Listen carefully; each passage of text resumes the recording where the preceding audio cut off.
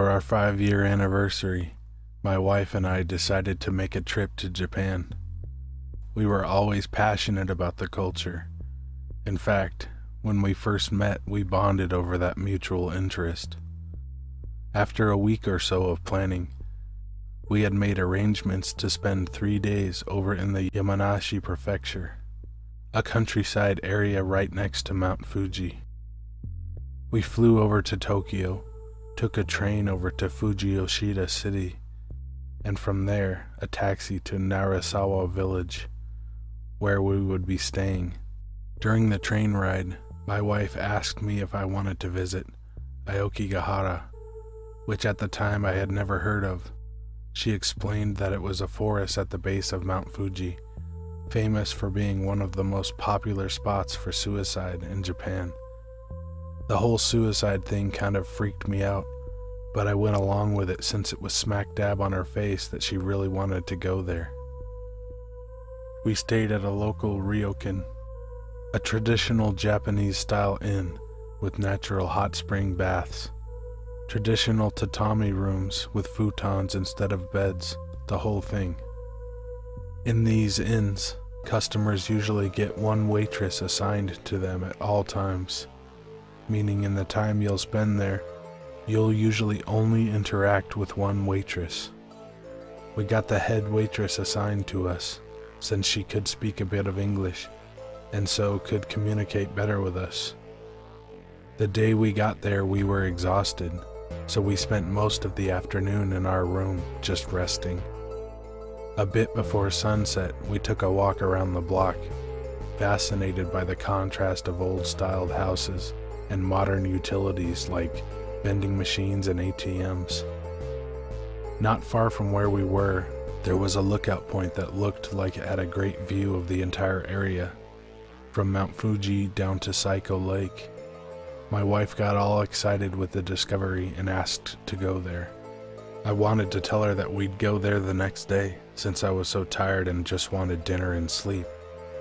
But when you look at your lover's pleading face at sunset, you just can't bring yourself to refuse their wishes. When we got up there, the twilight had already turned into pure night. Like we thought, the view was great. We could see a big chunk of the countryside Japan we loved so much. And standing there with her, just enjoying the scenery, was an amazing moment for me. One of the dominant features of this view was AOKIGAHARA, which had its contours illuminated by small buildings and roadside lampposts, but grew darker the further inward you looked. It was at that moment I noticed that I was spinning around in place, getting a good look at every single nook and cranny, but my wife wouldn't take her eyes off of the forest.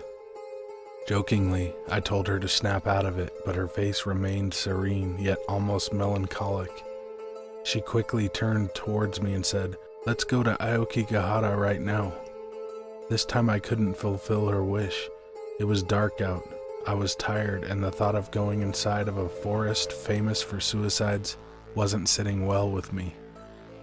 She kept insisting and I kept refusing, until it got to the point where we were both walking back towards the ryokan in a sour mood. Some ryokan have an outdoor hot spring bath per room, but the one we were staying in was the more traditional kind, with a common male bath and a common female one. Still bitter about what had happened earlier, I told my wife I'd go and take a bath before dinner, and suggested that she should do the same. She agreed, and we each went into our respective baths. About half an hour later, I went back to our room and she wasn't there. I assumed she was still in the bath, but not long after, the head maid came in and gave me a neatly folded piece of paper. In faulty but understandable English, she explained that my wife had given her instructions to deliver me that note when I got back from my bath. It read, "I went there anyways." I rushed outside, mad but worried. Despite the whole scary suicide forest thing, a real concern was that she was alone at night in a country we only knew from an outside perspective. It wasn't difficult to make your way towards AOKIGAHARA, since there were signs all over the streets pointing you there, but it was still around a 30-minute walk from the end we were at. Running with a cause, I got to the first wall of big trees that marked the entrance to the forest in about 15 minutes. I admit it took all I had to muster up enough courage to enter AOKIGAHARA, but I did it bent on finding my wife. One thing I didn't know at the time was that it was common for people who were planning to commit suicide inside the forest to tie a rope to a tree near the entrance and drag it along with them the deeper they went inside. This was so that if the person had second thoughts, they could find their way out of the maze-like forest. In this haunting and claustrophobic environment, with nothing but my phone as a light source, seeing all the different ropes twisting and intertwining in every direction that could very well lead to a corpse, with the occasional abandoned set of camping equipment tossed around the floor, was the most frightening thing I had ever seen. There are frequent searches made by the local police and volunteers to get the dead bodies out of the forest. I found out firsthand how they discover said bodies, following the ropes and the rotten smell. Getting deeper and deeper into AOKIGAHARA, I came across hung bodies lightly swaying in the tree branches, and decomposing bodies inside destroyed tents. The thick air was suffocating, the light dim enough to make you second-guess your eyes, and the smell. I puked as I came across the third body I found. The putrid stench combined with the fear got the better of me. There was no way of telling if I was close to her. I was just going in random directions, scared to even shout her name. But then I heard leaves cracking somewhere to my left, and slowly followed the sound. What I found was a rope, one end tied to a nearby tree and the other end merged with the darkness further inside the forest. It was twisting and turning like someone was pulling it from the other side, which meant someone was at the other end of this rope, and it could very likely be her. Another thing I didn't know at the time about AOKIGAHARA was that since long ago it has been a very spiritual place. Following this rope that very well represented my hope and guide light, I somehow felt a bit safer and relieved, like she just had to be on the other end. At this point, the deeper I went, the less corpses I found. I was so deep inside the forest, I had reached the point where everyone that came here had already done the deed or had a change of heart. The rope was getting steadier, like I was close to the end of it, and that's when the voice appeared. I thought you loved me. You said we were meant to be. Was I not good enough? How could you do this to me? From the trees, from the air, from my mind, from everywhere, her voice taunting me, accusing me. I hastened my pace now, even more anxious to find her, to apologize to her. I knew all along. I thought you'd stop. I was now sprinting towards the end of the rope. I could finally make up a human silhouette on the far out darkness. Getting closer, I could say for sure that it was her, but she was not alone. In Japanese folklore, Shinigami or death gods are usually depicted as disfigured, mutilated white beings with humanoid faces, often carrying a bladed object like a knife or a scythe akin to those shown in Western portrayals of the Grim Reaper. The creature in front of me, grabbing my wife by her hair with its rotten, cracked hands, was just like the ones I had seen in books. The fear and shock made it hard to realize at first, but all that it was grabbing was her head. The rest of my wife was at the creature's feet, cut clean at the neck. It started walking towards me, still holding her head, in contorted, painful-looking steps. Grabbing the rope I used to get there, I ran back as fast as I could, like my life depended on it. I'm sure at that time it really did. When I got out of the forest still in shock, I desperately tried to ask for help to whomever I came across on the roads. The language barrier was too strong, but they could see I was frightened and in panic, so they called the police. Turns out that the only person who spoke even a bit of English in the village was the head maid, so the police went and got her so she could translate for me. Now a bit calmer, due to pure exhaustion, I was able to explain to her what had happened and what I had seen. The look on her face as she heard me was difficult to understand. She turned to the police officers and other random folk that were surrounding me and said something to them in Japanese. They all got the same look on their face and talked amongst themselves. Finally, she turned towards me and said, "We don't talk about it, we leave it alone." The local police reported the case as just another suicide. I couldn't explain to our family and friends what had really happened. From that day onward, even during her funeral, I had to pretend that she committed suicide in AOKIGAHARA, like so many others did, but I never understood why I heard those voices inside the forest. For 3 months, I just assumed it was a fear-induced hallucination, but just this morning, as I was cleaning my living room, I found a letter behind a framed picture of us. It was a suicide note that started with the sentence, "I know you cheated on me." I was having problems sleeping and was going through kanashibari almost every night. I think a lot of it had to do with moving out of my old apartment and moving into this one. I wanted to stay at a more upscale place so I could bring my friends over. There was nothing wrong with my new place except for the kanashibari. Kanashibari is a phenomenon where your body won't move. It's quite common in Japan, where many Japanese people have said to experience this. It is said to be caused by the supernatural. It got worse, and I realized that every time I felt my body going numb, I could see someone standing in the corner of the room. When it's happening, I can't move or talk, so I just move my eyes to glance over to the corner. It's a man, and he's not someone from this world. He seems quite content though, just standing and staring. At first I was annoyed and scared of this ghost, but I realized he didn't really do anything. He just causes kanashibari and stares. In no time, I usually fall back to sleep and wake up the next day. I thought he was harmless until months had passed by. My body was weak and I was losing weight because of loss of appetite. My hair was starting to thin out and I always had dark circles under my eyes. When I went back home for a weekend, my mother made me go to the hospital. The doctors couldn't find anything wrong, so I told her about the ghost that lives in my new apartment.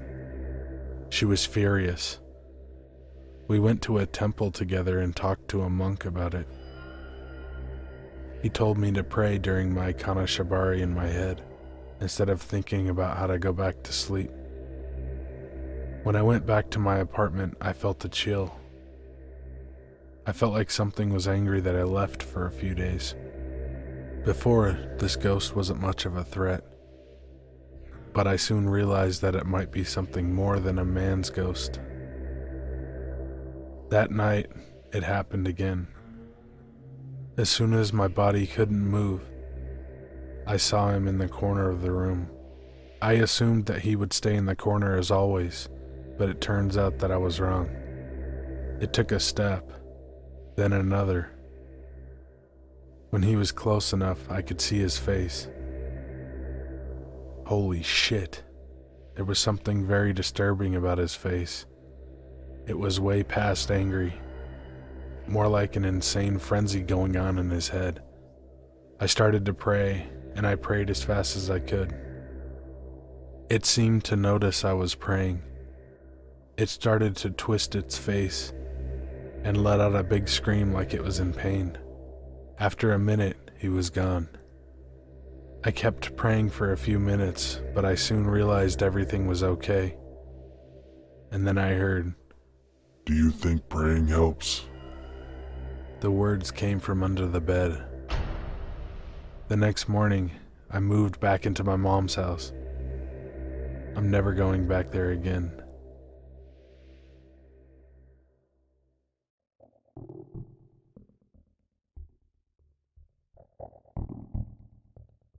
My younger brother refuses to talk about it, but somehow the subject gets broached once a year. Typically around the family holidays when we see each other again. As adults, it's just something you never forget, even when you think you've forgotten it. The idea, the image, the senses tend to creep up on you in your dreams, or sometimes your nightmares. We don't even discuss it with our families, our spouses, or even our parents. It's just a secret we've kept between the two of us. Years ago, when I was 13 and my brother was 12, we lived on a military installation in Japan. It was an enclosed base, so entry was only permitted to those who worked or lived inside. The base was previously garrisoned by the Japanese and turned over to the Americans after World War II. So as kids, we would often hear rumors about hidden crevices or caves on the base that still had Japanese skeletons or memorabilia from the war. We lived near the sea wall, which pretty much ran the entire length of one side of the installation. Behind our quarters, there were two exceptionally large hills. I'm talking about hills that were fairly high and steep. You could grab a piece of cardboard and slide down with it. Most of the kids would take their BMX bikes and ride down, trying to avoid the metal fences of the houses below. Also, these hills were popular meeting spots for whatever. Some would meet up to chat, make out with their significant others, or just hang around and watch the lights of the cars pass by on the adjacent roads. One hill, about 2 blocks behind our house, was incredibly large and high, somewhere around 50 feet or more, and jutted out from underneath the old military police station, which was on a higher level and fenced all the way around. The other side of the hill was covered with trees and dirt, plus a small crevice or cave which small children can easily climb through. One summer night, a couple of the neighborhood kids decided to sneak out in the middle of the night to meet up on the larger hill. We were just going to hang out and chill with each other before summer vacation ended, and we were all back to school. That evening, my brother and I waited until our mother fell asleep, and when she did, she was practically comatose. Nothing could wake her up, even the sound of thunder. After 1 a.m., we headed out through the front door and made our way towards the larger hill out back. What I clearly remember about the evening was that it was unusually still and quiet. No sounds, not even the buzz of the cicadas murmured in the air. There was no wind and few streetlights that illuminated the dark rows of military housing leading towards the hill. Everything just seemed unnaturally quiet. As my brother and I approached the hill, we looked up and called out to see if any of our other friends, mostly neighborhood kids, had made it. Nothing, just silence. Since this hill was rather steep, it made running up the hill a little difficult. So we slowly made our way up to the top and stopped as soon as we neared the edge. I reached the hill first, with my brother coming up behind me. What we saw completely made us stop in our tracks. About 20 feet away from us, we spotted a person on the hill. The figure was tall, and from what I could see, a male. What was odd about this person was that they were lying completely still on the grass, and almost seemed to be faintly illuminated by some kind of light. There were no street lamps tall enough to cast its light on top of the hill due to its height. So I still can't explain why the figure seemed to stand out against the darkness. What was even more unsettling was the fact that the entire figure was eerily emitting a soft, deathly sort of white color. The head, arms, legs, and feet were all white. Just white. "Who's that?" my brother asked behind me. "I don't know," was what I remembered answering before turning back to the figure. As we stared, we didn't dare come closer, because we instinctively knew that something was off with this person.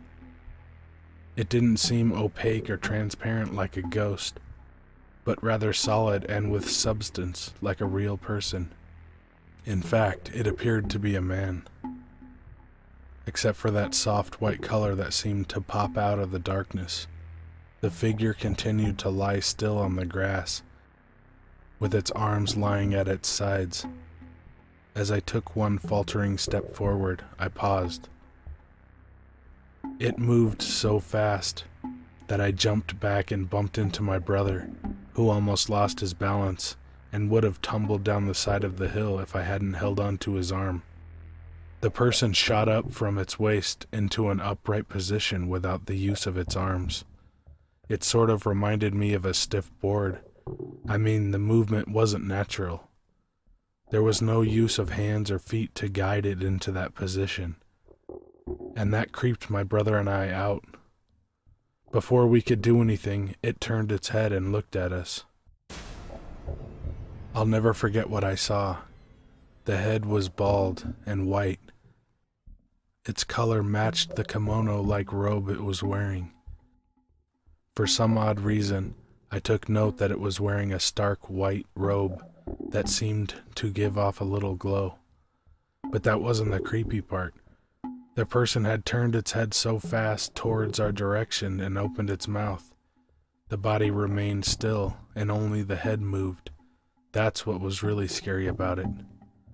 Then, all I saw were two black holes for the eyes and an open mouth, as if it was silently screaming at us. The eyes were pure black. No pupils or whites of the eyes. Nothing. Just complete darkness where the eyes and mouth belong. Its mouth was opened so wide, it looked like a gaping hole in its face. No sound came out. It just turned its face towards us and gave us a chilling silent scream. We were both scared shitless and took off running down the base of the hill when we ran into 4 of our friends. I took off first, but my brother told me that he had took a look back and saw the figure suddenly get on all 4s before he started running. Our freaked out expressions put our friends on alert, and we were starting to spurt out crap that there was something up the hill that didn't want to be disturbed. Ian and Jess, the 2 older ones, instantly took off for the top to corroborate our story. The other 2 just stood at the bottom and clowned my brother and I. We heard Jess call us up the hill, but my brother refused to climb back up, but ended up following me when everyone decided to head uphill. Considering the time, it probably took less than 2 minutes from our encounter to Jess and Ian running up the hill to look for the other person who scared the shit out of us.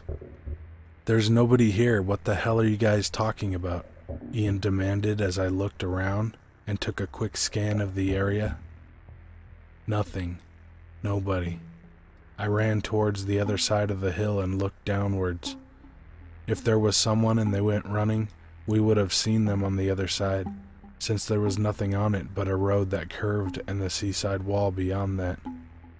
There was a sidewalk on the road that led to a large baseball field in the distance, and we would have seen the person running away. I walked back to where the figure had been laying and looked at the grass. Nothing had marked where a body would have been. The grass was smooth and undisturbed. I then scoured the area on the side, but the brush was thick and rather dense, so it would have been hard to just disappear into the trees and brush beyond. We looked up to the old MP station and the hidden dirt path that led up to a fenced gate. Nothing. Our friends chalked it up as something we probably made up to give them a scare, but my brother and I quietly kept our experience to ourselves. To this day, we still can't explain what we saw, but we're certain that we saw a person that night. What or who they were, I still don't know, but I'm sure that they weren't normal or part of this world. The hills are still there, and my brother and I would like to go back and check out the area, but we definitely won't be doing it in the dead of night. You never know what might be lurking up in those hills. Hey guys and ladies, thanks for watching. I was pretty stoked to do this Japanese theme. I think their culture is awesome, and I'd like to go there one day. If you want me to tell your story or read a creepypasta, email me at the address in the description. Be good to animals, even people. See Já, snemma, bergsbis, hreish. Whoa, you okay? What happened?